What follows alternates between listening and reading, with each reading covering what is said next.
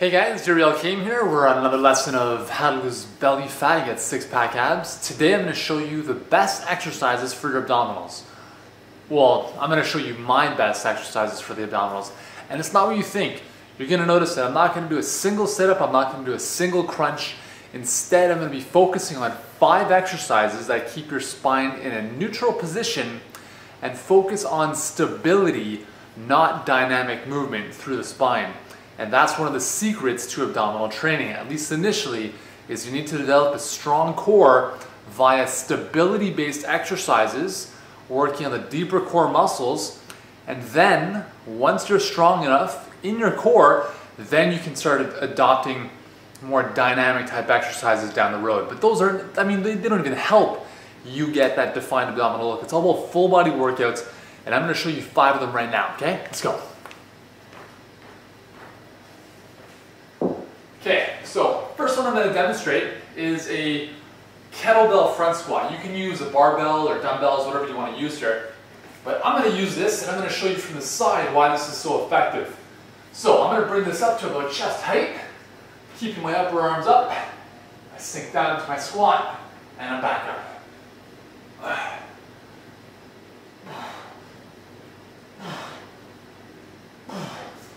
Okay, so you might be asking me, what on earth does a front squat have to do with abdominals? Everything, right? This is probably my best exercise, and especially if you're doing it with a barbell, where you have the barbell across the shoulders, sitting up nice and tall here. As you go down, the mechanics of the movement force huge core integration. And remember we talked about the fact that the core is from the shoulders down to the knees. Any muscle that crosses the shoulder girdle and the pelvis, stabilizing the spine. That's the core. So the front squats, even more so than the back squats, are an awesome exercise to get the core involved. Now, along those lines is another awesome exercise, which I like to call an overhead lunge. So you can do these in a number of fashions. You can use a dumbbell again, I'm using a kettlebell. Basically in this position, I get the weight above my head and I go into a lunge. Now this is very demanding for my core and my arm all at the same time. Okay? The fact that my arm, my strength in my shoulder, my tricep is having to force that weight up, is integrating a lot of my stabilizing muscles through my shoulder, which integrate down through my core. So again, another amazing exercise, and again, it's full body. Just after a couple reps, you can start to feel the huff and puff. So that's my second really good movement. I'm going to show you a couple on the floor now, right? I have tons and tons of different exercises, but I want to show you 5 really good exercises for your abdominals. The next one is a side plank. You've probably seen this before, where you are on your side, body is straight out, come up onto your forearm and hold. Right here is where you're feeling all the action. Again, notice how my spine is not flexing, right? It's static, it's neutral, I'm focusing on stability. I'm building up my internal external obliques, my quadratus lumborum, which is a deeper abdominal stabilizing muscle, and I'm just holding that, okay? Nothing fancy, nothing crazy, but very effective. Again, I've repeated on this side. Now, if you're a beginner, you can just start from the knees. Doesn't have to be straight legs, you can just start from here. And that's totally fine as well. Side plank is an awesome exercise. Okay, next one I want to show you is called a dead bug. This is phenomenal. So I'm going to swing around this way. So what you're going to do is pretend you're a dead bug. Knees come up, arms are straight out. You're going to keep the ball between your arms and thighs. Now, opposite arm and leg are extending. Again, neutral spine, core strong. We push into the ball and back up. Out, push into the ball and out. Back, push into the ball and out. And so forth. So that's a phenomenal exercise because again, we're focusing on stability as we lengthen from the midsection. And I'm going to talk about moment arms in 2 seconds. The last exercise I want to show you for this series, for this lesson at least, is a ball rollout or a plank rollout. So on the stability ball, this is a little bit more advanced. So we're positioning ourselves right here. Okay? The key with the plank is that you perform a slight pelvic tilt so you don't have any arch in the back. So we're right here. And then all you're going to do from here is roll the ball out, pull it back in. Roll it out, and back in. Out, and in. Out, and in. And that's it. Okay? So, let's talk for a second. So we talked about, for instance, the dead bug. As you lengthen your arm and your legs away from your midsection, that increases the challenge of the exercise. The same thing happens with the ball rollout as you roll the ball away from your core. Why those exercises are so good is that something based on biomechanics called a moment arm. Okay?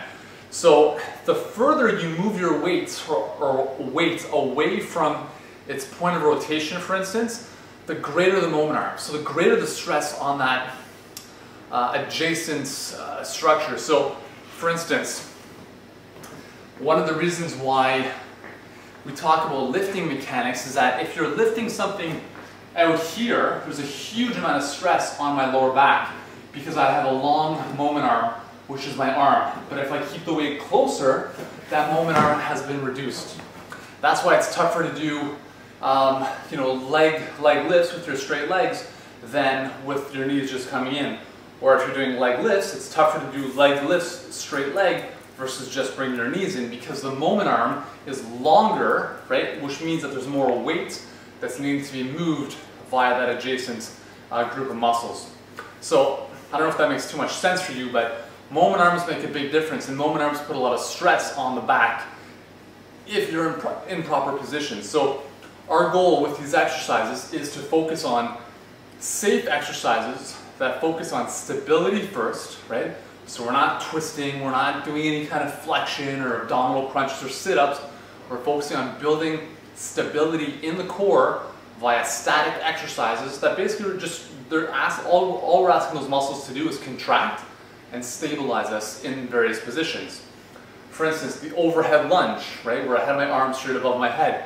The same goes for overhead squats, right? Olympic lifters with overhead squats, dropping down with the weight barbell above their head. Same thing applies there. There's a huge amount of core integration because now all these muscles are supporting the weights indirectly through the shoulder, okay?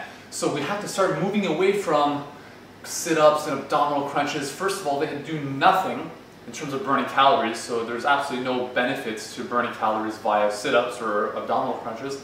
Second, those movements are so unidimensional. They only work the rectus abdominis muscles, right? Those six-pack muscles. We want to train the whole core, the core from the shoulder to the knees, right? The obliques, the lower back, the extensors. I mean, there's so many muscles, and I'm going to show you how we're going to talk about this a little bit later, but for now, it's really about exercises that integrate the whole body, that focus on stability first, and then once we have a strong core, we can move into more dynamic movements that involve, different knee positions, different flexion type of positions. But especially if you're starting off, you need to focus with stability first. And again, some of these exercises are a bit more advanced, so if you're a total beginner, I'm going to put together another lesson that's going to be just for beginner exercises for abdominals, okay? So when you ask what is the best ab exercise, these are my answers, and hopefully my explanation has made some sense to you. If you want to see your abs, you have to kind of re-question, you have to kind of change that question to say, if I'm going to burn belly fat, what's the best way to do it? Not what the best exercise is, because these exercises will help you develop strength, endurance, tone, but they're not going to help you see your abdominals unless you're burning more calories than you're taking in, and we talked about that in one of our previous lessons on how many calories you need to lose fat. So that's the lesson today on the best abdominal exercises to develop a nice six-pack or toned stomach, and give these exercises a shot and have fun with them. I'll talk to you in the next lesson.